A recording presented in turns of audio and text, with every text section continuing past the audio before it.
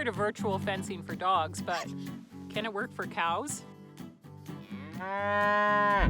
Well, the BC Cattlemen's Association has decided to find out. I've got a cow coming out of my head. Okay.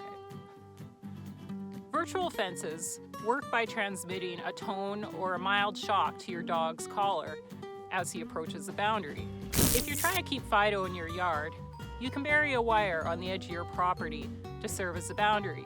But can you imagine burying miles of wire around a remote pasture to keep cattle in? When you think of the time and the money involved, that hardly seems practical. After looking at the available technology, the project partners decided to create their own system, but they did have a few requirements. The cell collars couldn't rely on base stations because base stations could be vandalized in these extensive pastures. They also had to work with cell phone, GPS, and satellite systems because there are rugged areas of BC that don't have good cell service or really any cell service at all. 15 of those collar prototypes are now on cows at a ranch near Cranbrook just to see how they'll work in the field. But why go through all this hassle when barbed wire and electric fence already exist?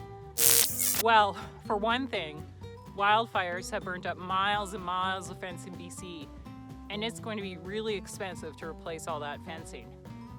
Well, just imagine if you could use virtual fencing to cross-fence to manage your grazing. Or what if you could virtually fence off all your riparian areas?